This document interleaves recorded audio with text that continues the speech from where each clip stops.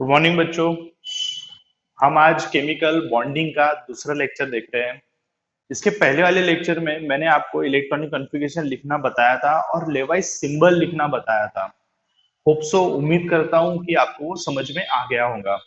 तो आज हम हमारे सेकेंड लेक्चर में उसके आगे की बात देखेंगे। अब जैसे बच्चों हमने पहले लेक्चर में पढ़ चुका है कि लेवाइस सिंबल क्या होते हैं, और हमने कुछ मॉलिक्यूल के कुछ एटम्स के लेवाइस सिंबल बनाए थे। जैसे कि मैं यहाँ पर बताता हूँ, हाइड्रोजन का आपने लेवाइस सिंबल बनाया था just like H dot. Sodium का रहता है Na डॉट। क्लोरीन का रहता है 1 2 3 4 5 6 7। और ऐसे ही हमने मैग्नीशियम का बनाया था, ये देख सकते हैं बच्चे आप। कार्बन का हमने कुछ इस प्रकार बनाया था। तो these are the Lewis symbols, बराबर है। और बच्चों आपको ये भी मैंने बताया था कि ये लेवाइस सिंबल बनाने के लिए आपको क्या आना चाहिए, आपको आना चाहिए इलेक्ट्रॉनिक कॉन्फ़िगरेशन। अब अगर आप इलेक्ट्रॉनिक कॉन्फ़िगरेशन लिख सकते हो तो आपको क्या देखना है कि वैलेंस इलेक्ट्रॉन देखो, यानी आखिरी ऑर्बिट में रहने वाले इलेक्ट्रॉन देखो। और अगर वैलेंस इलेक्ट्रॉन आ गए तो फिर वैलेंस इलेक्ट्रॉन को यहाँ पर अरेंज करो। जैसे कि एक एग्जांपल फिर से बता देता हूं मैं आपको। जैसे क्लोरीन क्लोरीन 17 है, इसकी इलेक्ट्रॉनिक कॉन्फ़िगरेशन थी 1s2 2s2 2p6 3s2 3p5। ठीक है। तो बेटा इसका आखिरी ऑर्बिट कौन सा है, देखो ये पहला ऑर्बिट है, इतना दूसरा ऑर्बिट है, ये तीसरा ऑर्बिट है। तीन तीन नंबर दिख रहे हैं ना, तीसरा ऑर्बिट है। तो थर्ड ऑर्बिट में कितने इलेक्ट्रॉन है, टोटल 7 इलेक्ट्रॉन है। तो आखिरी ऑर्बिट में रहने वाले इलेक्ट्रॉन को हम बोला जाता है वैलेंस इलेक्ट्रॉन। क्या बोला जाता है, वैलेंस इलेक्ट्रॉन। तो 7 वैलेंस इलेक्ट्रॉन है, इसीलिए क्लोरीन को हम ऐसा बनाया। तो देखो 1 2 3 4 5 6 7 क्लियर है।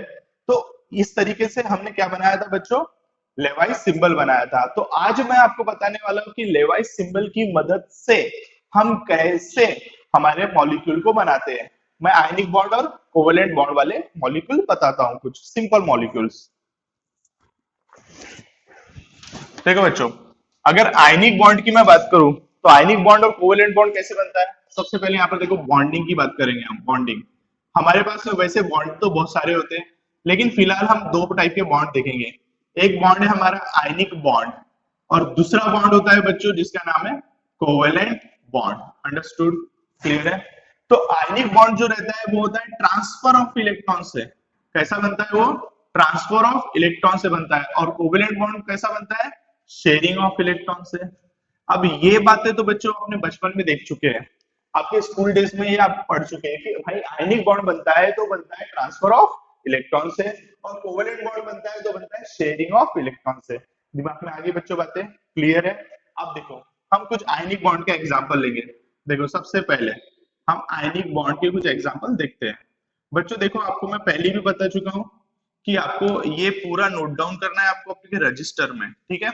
और जैसे मैं लिखा रहा हूं वैसे ही लिखना है आपको, ज्यादा कुछ करने की जरूरत नहीं है, ठीक है। देखो आयनिक बॉन्ड जैसे ट्रांसफर ऑफ इलेक्ट्रॉन से बनता है, तो एक एग्जांपल लेते हैं। एग्जांपल देखो, जैसे Na, ये हो गया सोडियम, एंड हो गया ये क्लोरीन। देख सकते हो आप, ये क्लोरीन का लेवाई स्ट्रक्चर है।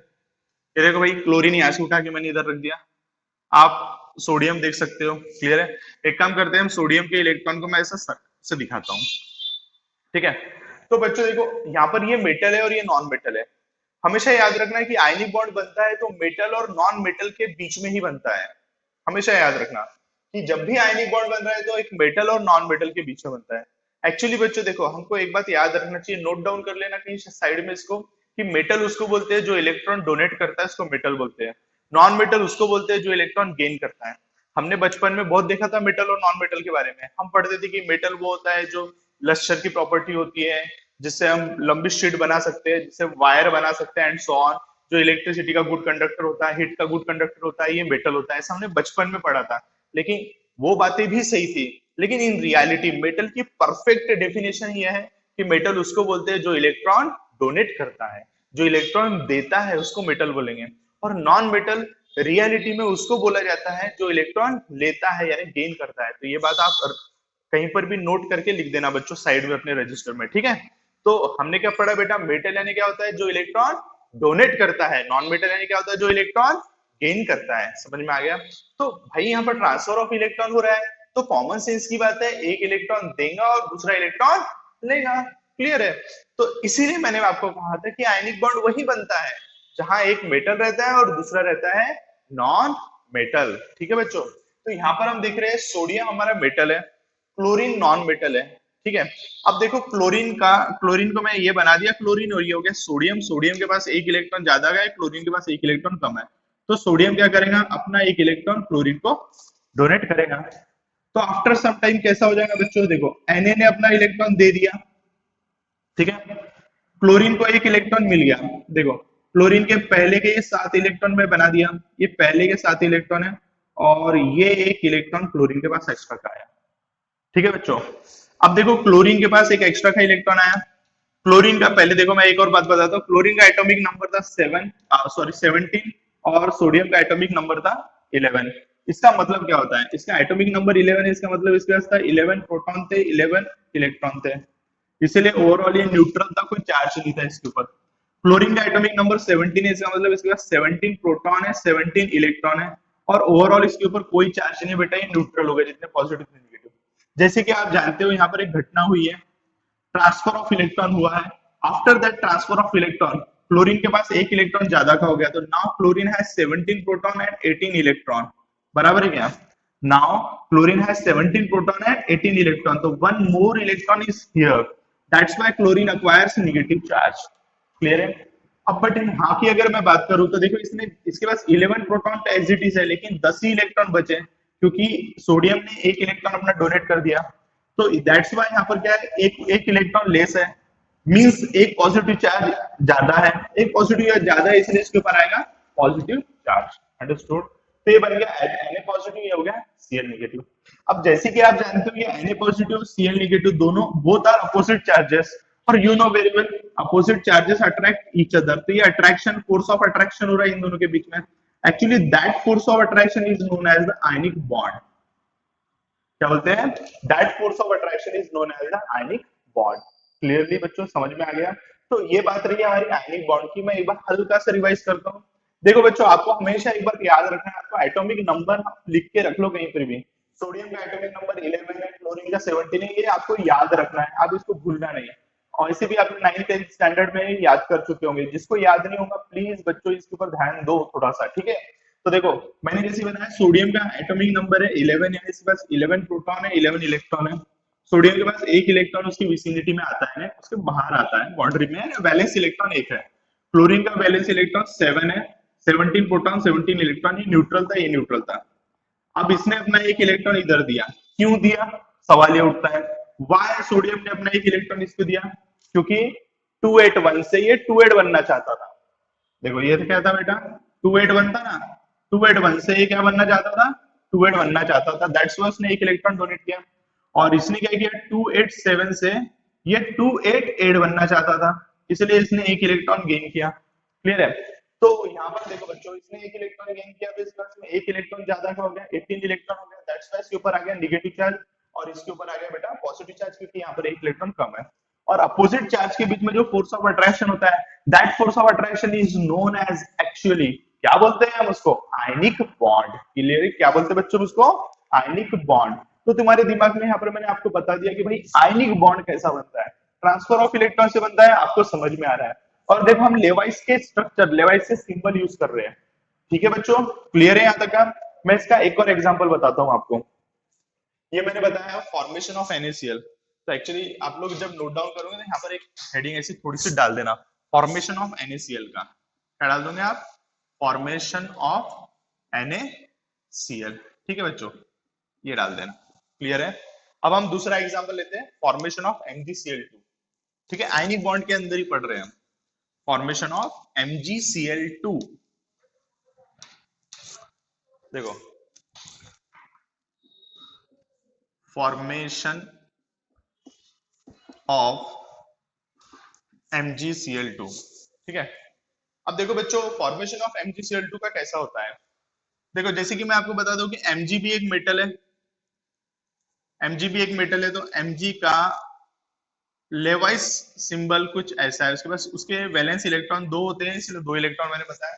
और आप यहाँ पर देख सकते हो 2 क्लोरीन है, तो भाई देखेंगे दोनों क्लोरीन हम बना लेते हैं, ये बना एक क्लोरीन हमारा। इसके एक काम करते हैं, इसके इलेक्ट्रॉन को ऐसा बताते हैं, थोड़ा डिफरेंस रहेगा, समझने में ज्यादा आसानी होती है हमको। ठीक है, ये मैंने बना लिया बच्चों दो क्लोरीन। ठीक है, तो अभी हम क्या करेंगे कि हमारे पास दो क्लोरीन है और दो इलेक्ट्रॉन है, तो एक इलेक्ट्रॉन जाएगा इस क्लोरीन के पास में और एक इलेक्ट्रॉन जाएगा इस क्लोरीन के पास में।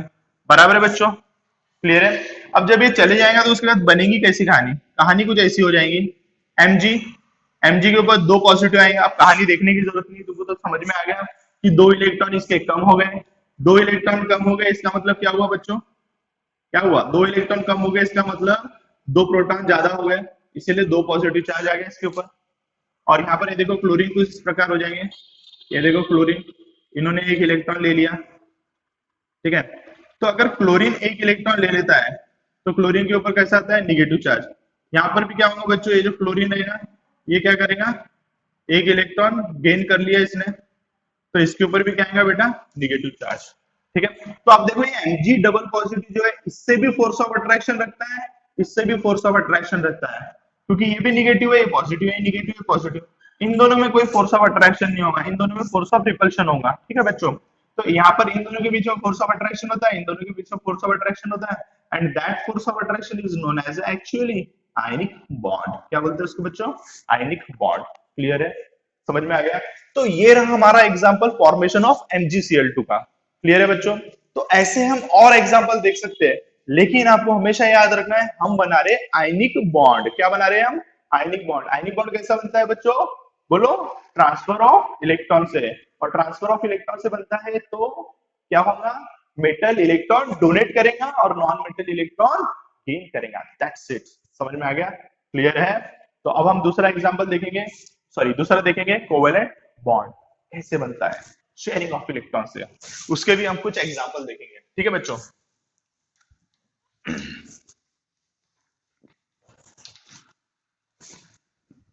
तो कोवेलेंट बॉन्ड में हम सबसे पहले देखते हैं फॉर्मेशन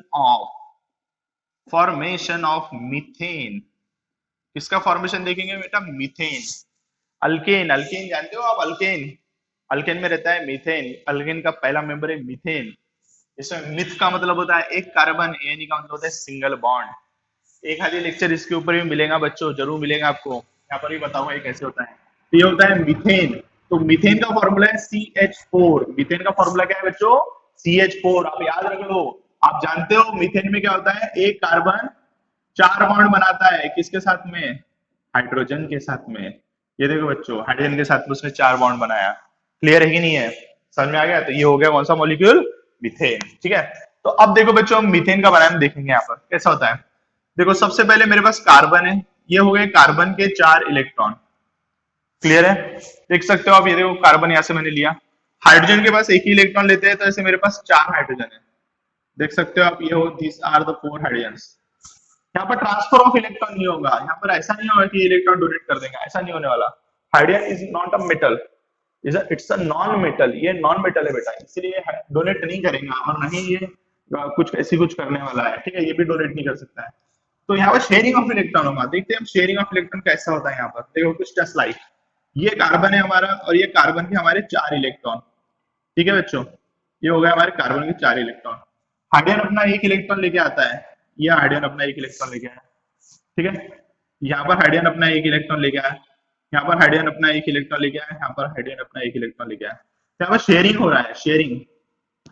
देखो तो हाइड्रोजन के विसिनिटी में इतना आता है, हाइड्रोजन के एरिया में इतना आता है, ये चार हाइड्रोजन का एरिया, और this area belongs to the carbon, ये हो गया कार्बन का एरिया।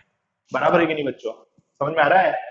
अब ये यहाँ पर ऐसे ही लिखना है आपको सर्कल, वहां पर भी मैंने सर्कल बताया था आपको, वहां पर तो डायरेक्ट ट्रांसफर हो रहा था, यहाँ पर शेयरिंग हो रही है। शेयरिंग हो रही है इसलिए, शेयरिंग हो रही है इसीलिए इनके जो ये है ओवरलैप हो रहे हैं, इनका जो एरिया है ओवरलैप हो रहा है।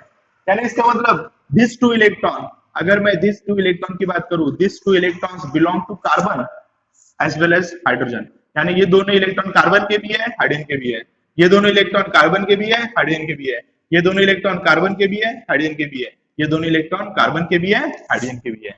समझ में आई बच्चों, क्लियर है बातें, समझ में आ गया यहाँ तक का।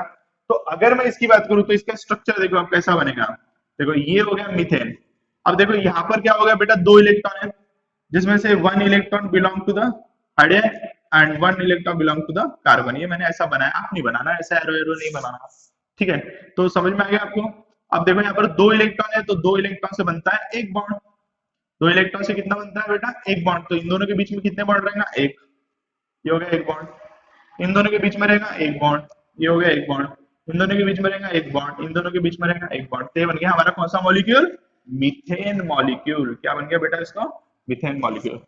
तो यहाँ पर देखना बेटा, आयनिक बॉन्ड में कभी ऐसा डैश नहीं लिखते हैं, कभी आयनिक बॉन्ड में ऐसा डैश नहीं लिखते। जैसे आपने NaCl देखा था, कभी देखा क्या Na.C, ऐसा देखा आपने, ये गलत पैटर्न है, ऐसा नहीं लिखा जाता है। NaCl डायरेक्ट लिखते हैं, ठीक है। इवन हम उसके अंदर पॉजिटिव निगेटिव भी नहीं दिखाते हैं, तो it's just a way to write, clear है। तो आयनिक बॉन्ड में कभी भी आप डैश नहीं दिखाओगे, लेकिन हाँ कोवेलेंट बॉन्ड आप बनाते हो तो आपको डैश दिखाना कंपलसरी है।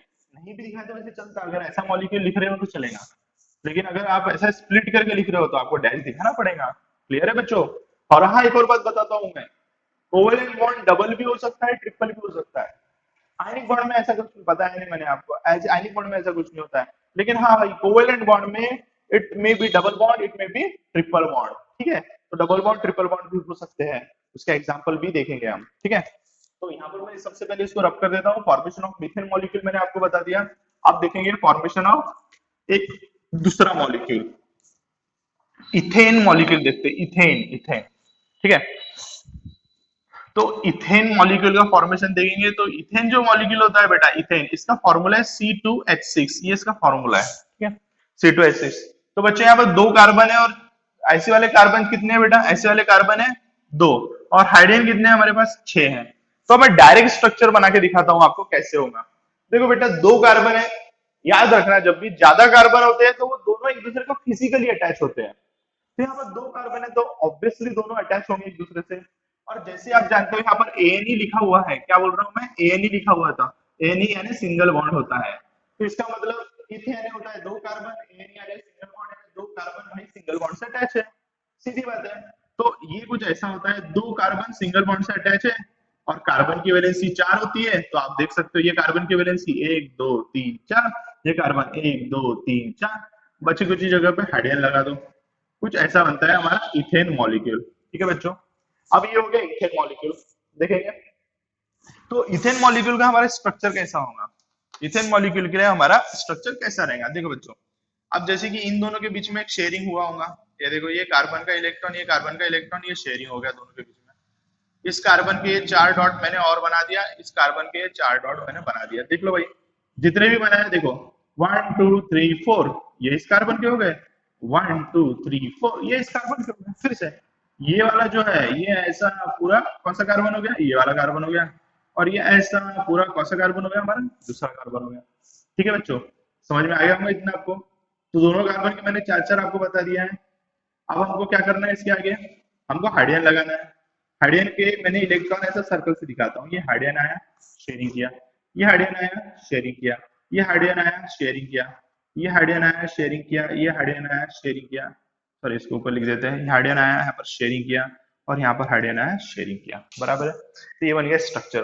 तो अगर मैं इसको ऐसा बनाऊं सर्कल फॉर्म में, तो ये हो गया हाइड्रोजन का, ये हो गया हाइड्रोजन का, ये हो गया हाइड्रोजन का, और ये एरिया हो गया कार्बन का। तो देखो कार्बन का ऑक्टेट कंप्लीट हो रहा है, बराबर 8 हो रहे हैं। हाइड्रोजन कभी ऑक्टेट नहीं बनाता बेटा, हाइड्रोजन नहीं बना सकता, हाइड्रोजन सिर्फ डुएट बनाता है, दो। समझना है, हाइड्रोजन दो सिर्फ दो इलेक्ट्रॉन की डिमांड करता है, कभी ज्यादा डिमांड नहीं कर सकता वो। उसको पता है कि मैं 8 तक 8 इलेक्ट्रॉन तक कभी नहीं पहुंच पाऊंगा, इसलिए हाइड्रोजन कभी डिमांड ही नहीं करता 8 इलेक्ट्रॉन की, ये डुएट ही बनाता है बस। लेकिन हाँ भाई हमारा कार्बन बड़ा एलिमेंट है, वो 8 बना सकता है, तो इसलिए उसके 8 इलेक्ट्रॉन हमने दिखाया यहाँ पर। तो अब ये जो स्ट्रक्चर है इसको ऐसा लिखेंगे हम, जैसे देखो मैंने लिख के ऑलरेडी बताया हूँ। आप स्ट्रक्चर की मदद से बना सकते हो, बहुत कुछ कर सकते हो आप। देखो जैसे मैंने स्ट्रक्चर देख के ही बनाया था बच्चों आपको, ऐसा वाला स्ट्रक्चर तो आपको आता है बनाना, और इससे आप ऐसा डॉट स्ट्रक्चर बना सकते हो। तो ये था हमारा इथेन मॉलिक्यूल, ये भी बेटा इनके बीच में कोवेलेंट बॉन्ड बन रहा है। यहाँ पर देखो भाई ये कार्बन ने 4 कोवेलेंट बॉन्ड बनाया है, एक इधर एक इधर एक इधर एक इधर। ये कार्बन ने भी 4 कोवेलेंट बनाया, एक इधर एक इधर एक इधर एक इधर। बीच वाला जो कोवेलेंट बॉन्ड है वो इस कार्बन का भी है, बीच वाला कोवेलेंट बॉन्ड वो इस कार्बन का भी है। शेयरिंग ऑफ इलेक्ट्रॉन हो रहा है ना, ऑब्वियसली दोनों का हक है, दोनों के राइट्स है उसके ऊपर। समझ में आ रहा है बच्चों, यहाँ तक का समझ में आ गया आपको। तो अभी तक जो मैंने बताया वो आयनिक बॉन्ड और कोवेलेंट बॉन्ड के बारे में बताया। कोवेलेंट बॉन्ड में हमने दो एग्जांपल लिए, कोवेलेंट बॉन्ड में मैं और एग्जांपल लेता हूँ, और एग्जांपल आपको बताता हूँ, ठीक है बच्चों। देखो अब हम देखेंगे ethene molecule, ethene, ethene molecule. इथ यानी दो कार्बन, ये नहीं यानी डबल बॉन्ड, यानी दो कार्बन डबल बॉन्ड से अटैच है, तो ये दो कार्बन डबल बॉन्ड से अटैच है। समझ में आ गया? कार्बन की वैलेंसी कितनी होती है बच्चों? 4 होती है। इसका मतलब कार्बन कितने बॉन्ड बनाएंगे? 4। तो ये कार्बन ने दो बॉन्ड बनाया, तो ये उसके और दो बॉन्ड हो गए 4, दोनों में हाइड्रोजन लगा दो। ये कार्बन ने दो बॉन्ड बनाया और दो दिखा दो, ये हो गए उसके 4 बॉन्ड। अब देखो बेटा, इन दोनों के बीच में डबल बॉन्ड है।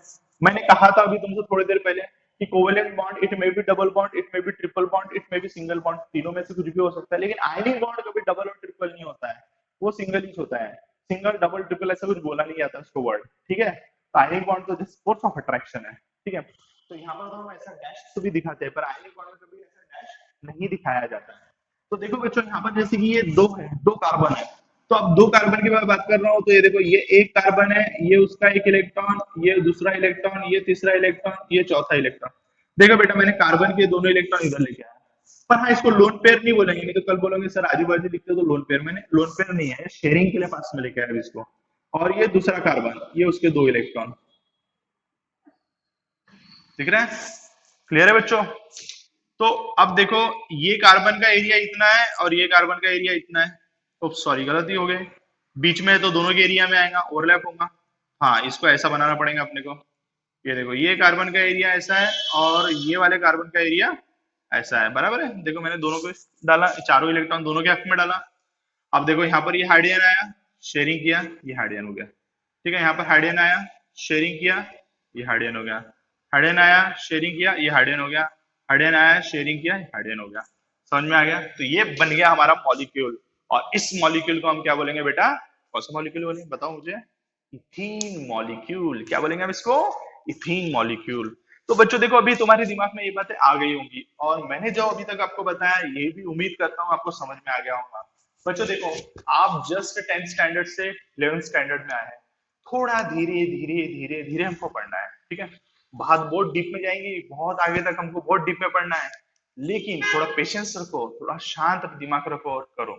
हाँ, एक बात हमेशा याद रखना, मैं मेरी एक डिमांड है आप लोगों से कि आप जब भी पढ़ने आते हो ना, तो प्लीज यार अपने प्रीवियस क्लासेस का कुछ याद रखने की कोई जरूरत नहीं है कि भाई हमने प्रीवियस क्लासेस में ये पढ़ा था, ऐसा था, आपको कोई कोई चीजों में कंफ्यूजन होता था ना, तो प्लीज उस चीज को आप वहीं पर ही भूल जाइए। क्योंकि अगर आप वही 10th वाला कंफ्यूजन यहाँ पर रखते हो ना, तो आपके दिमाग में वही घूमते रहता है, अरे हमने 10th में ऐसा पढ़ा था। अरे भाई छोड़ दो वो सब, 10th में क्या पढ़ा था वो, फिलहाल आप यहीं से स्टार्ट करो। This is your first day, समझ लो आप, ये तुम्हारा पहला दिन है, यहीं से स्टार्ट करो। सामने देखो तुम्हारे मोबाइल फोन पे, और जो जो तुमको समझ में आ रहा है वो फटाफट फटाफट लिखते जाओ। कुछ नहीं समझ में आ रहा है तो मेरा कॉन्टेक्ट नंबर दिया हुआ है, आप मुझे कॉन्टेक्ट कर सकते हो और मुझसे पूछ सकते हो कि सर आपने वीडियो में ये बताए थे, हमको ये समझ में नहीं आया, आप इसको एक्सप्लेन कर सकते हो? तो मैं जरूर करूंगा एक्सप्लेन, ठीक है? मैं अपना 100% दे रहा हूँ, आपको भी अपना 100% देंगे। जब आप अपना 100% देंगे और मैं 100% दूंगा, जब भी बात आगे बढ़ेगी। अगर मैं 100% दे रहा हूँ, आप नहीं दे रहे हो, तो भाई बात आगे बढ़ने वाली नहीं है, ठीक है बच्चों? तो आज की वीडियो में हम इसमें इतना ही पढ़ेंगे। मेरे नेक्स्ट वीडियो में मैं बताऊंगा Levi's representation of simple molecule, ठीक है बच्चों? बड़ा अच्छा टॉपिक है, हटके टॉपिक है, कभी आपने नहीं देखा, आपके लिए ब्रांड न्यू टॉपिक रहेगा वो, ठीक है बच्चों? Okay, bye bye, have a nice day, enjoy करो, और हाँ, नमस्ते।